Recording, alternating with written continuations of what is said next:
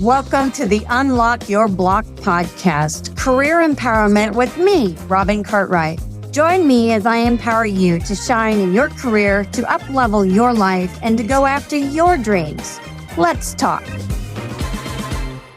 Hi, it's me, Robin Cartwright, and welcome to the Unlock Your Block podcast with me, Robin Cartwright. I really appreciate you being here. I am so excited today to talk to you about my favorite subject, communication. And I know it doesn't sound exciting, but it really is to me. I get really excited about communication. It's an important subject. It's one that we need in the workplace. It's essential. And I want to give you some tips and tricks along the way to help you with your communication, whether it be at home, whether it be at work, whether it be out with a friend, whether it be in an interview, whatever. I just want to make sure that you have these. So communication is a subject that I teach and train on a lot. It's something that I've used in my professional field of HR and career coaching a lot. And it's important if you want to grow your career, or even if you're just looking for a job to begin with, because the biggest key to communication and the number one thing that you need to know is it's all about, get this, folks, it's not talking. It's about listening. It's really about having good listening skills, being approachable, being able for others to talk to you. It's being able to hear with your ears and really listening to what they have to say. So here's a trick. I always take notes. I take a pen and a pad of paper and I write things down, because neurologically, if you write it down, it goes into your brain and then you absorb it. Most of the times when we're listening to somebody, especially if it's a subject that's difficult or something that we don't want to really listen to, maybe you're in a meeting and you're thinking of all the other meetings you have today, or you're talking to your spouse or husband or partner and they're talking about something else and you're thinking about the new towels that you want to go buy, whatever it be. I don't care who you are.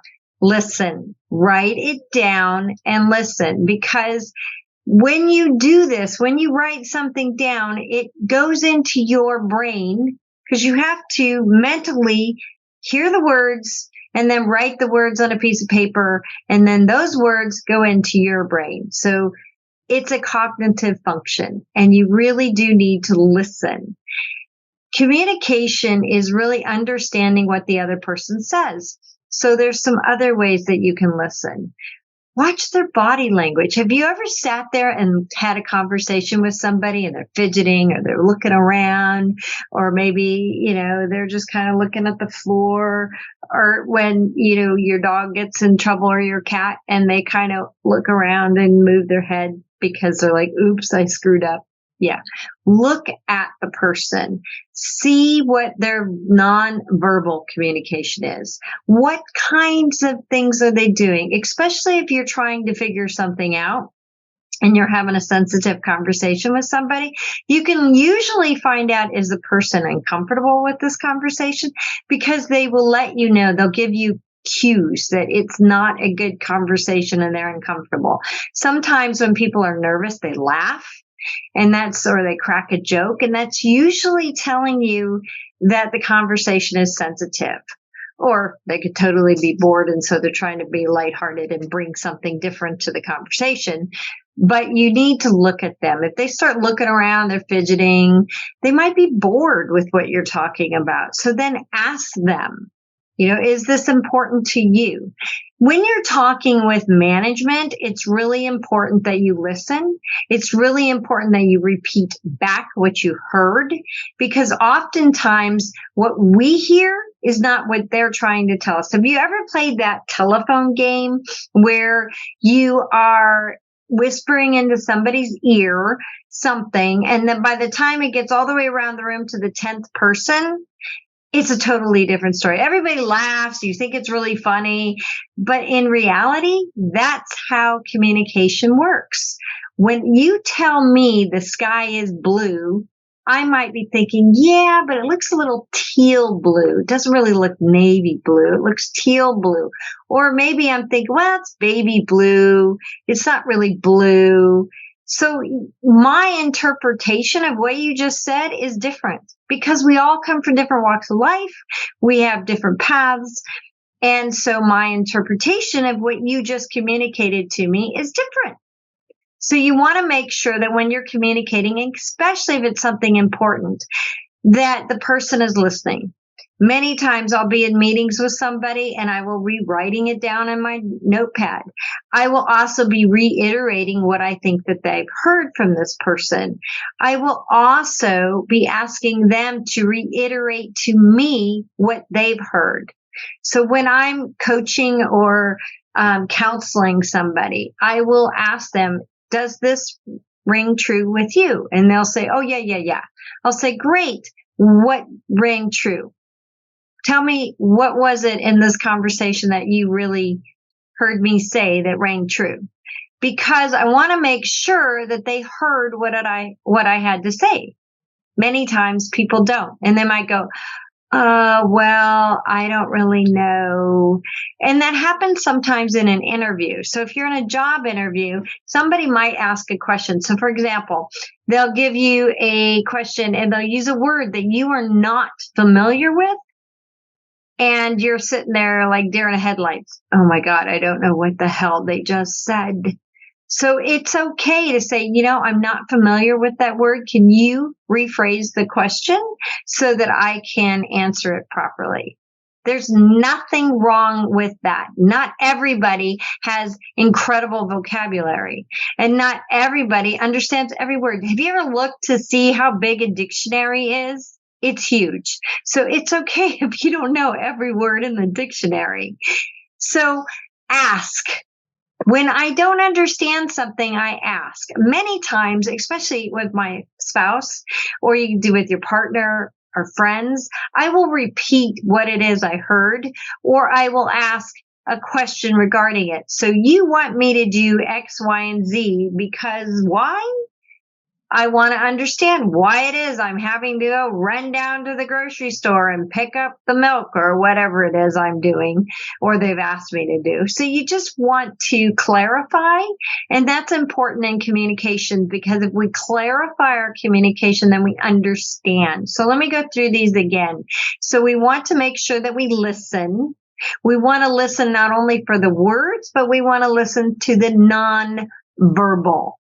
What is the person doing when you're having the conversation? So that's really important. You want to make sure that you ask people to rephrase the question if you don't understand it.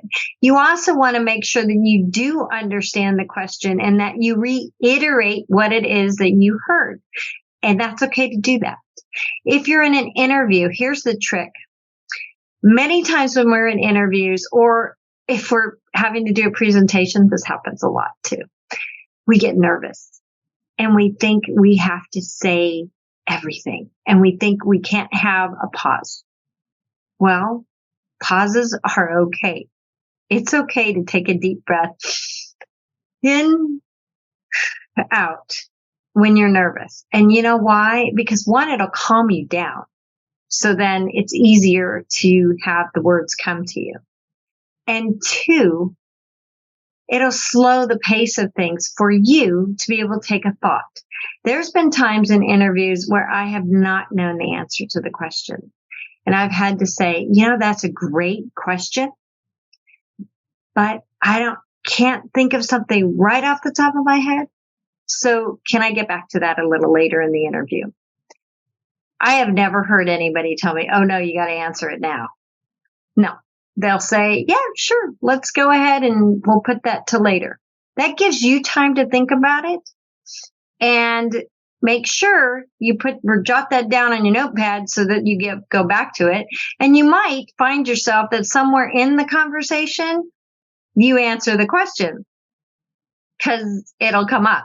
But when we're nervous, it's really hard to come up with answers. It's hard to think of examples. So I always ask people before they go to interviews just to have examples to things, especially on their resume, to really know their resume well so that they can talk about issues or things or experiences that they had in their career. So you want to make sure you do that.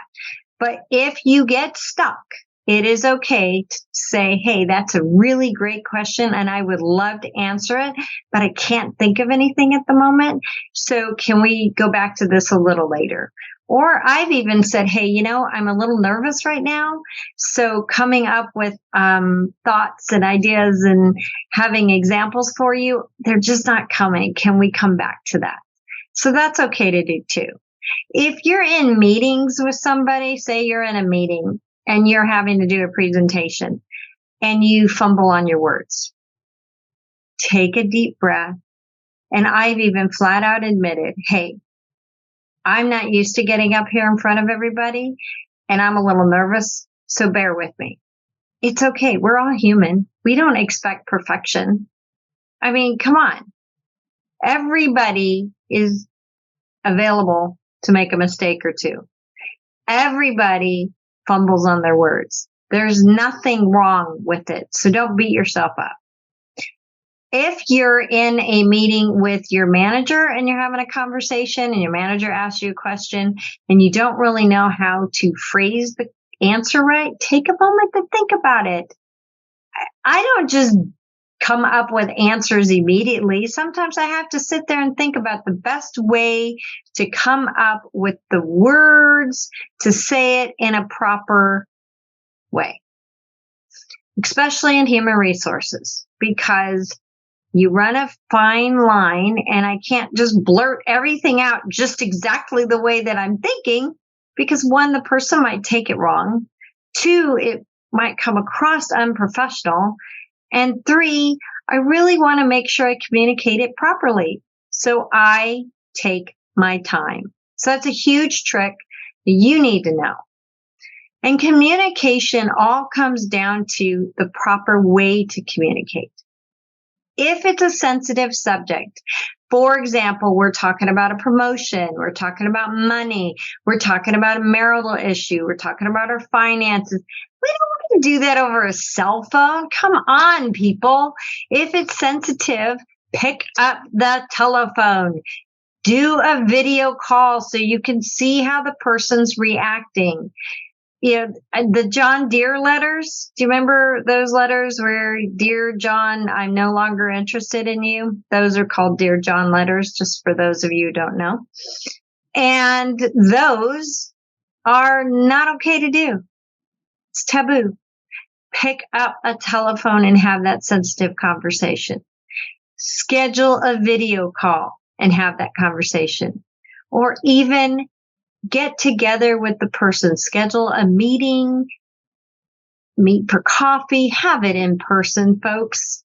Really, if you have a sensitive subject, it's better to do it in person so that you can read the person's non-verbal language. You can see what's going on. And I know some of these conversations are hard, and I get it. But it's better to have those in person. If you're running late to a meeting or you got a flat tire, sure, texting, that's great. If it's just a sentence or two and it's just real quick, you can text it.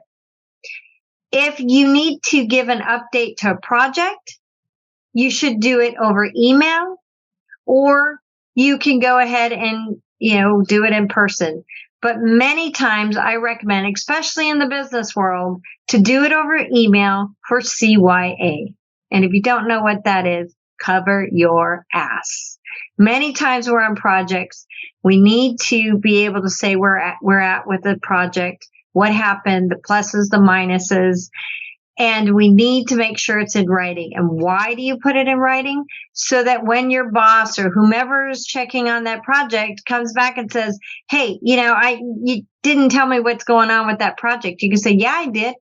On December 1st at 2:40 a.m., I told you. I was up late. I got it done. I sent it to you so that you have some documentation of it. Managers, when you're having a conversation with your employees that's sensitive, I cannot stress it enough. You need to listen and you need to write things down on a pad of paper so it goes into your head. And you need to have it in person. If you cannot have it in person, pick up the phone and have it over the phone because the person needs to at least hear your voice. Folks, I'm telling you, when you text or you email, I can't tell if your voice is angry, if you're upset, if you're happy. I have no idea where you're at with this communication. And so I could take it wrong. It's just like that little thing where we're whispering, a telephone game, whispering in one person, and by the time it gets back to you, it's a totally different story. It's the same thing. So if I'm communicating to you over email and the person's reading it and they think I'm angry at them, how does that help? Well, I remember when email first came out, it was a really big thing, just like cell phone and texting. And we do it all the time because it was so much easier than having to walk down the hall and have that conversation with somebody. But the truth is that I can't tell you how many times people would take it wrong. They would not hear me properly. So you really do need to have those conversations in person. So I'm hoping that these tricks and tips have helped you. Nonverbal communication is important. The biggest thing about communication is listening. And really make sure that you have those sensitive conversations in person. Know when to use your text messaging and when not. Know when to have those email conversations and not. And sometimes, here's the last tip I'm going to give you for the day. If you have a conversation with your boss, it was a sensitive one or very involved, and you're thinking, when you leave the meeting, I'm not sure if my boss really understood that or I understood it. Many times I will go back to my desk. I will write an email to my boss and say, thank you so much for having that conversation. I just want to reiterate to you that we did X, Y, and Z, and this is the plan that we're doing moving forward. So if you want to do that, advise that as a good tip for you to move forward with. This is Robin Cartwright. I'm hoping that I helped you out. I am a career empowerment coach and a positivity coach. If you're looking for a little help in that direction, go ahead and look me up. You can find me at hiddengemscoaching.co, or you can Google Robin Cartwright. I'm on Instagram, Facebook, and I do have a website. I'm really hoping that you're enjoying these podcasts, and I look forward to speaking with you next time. Have a great day.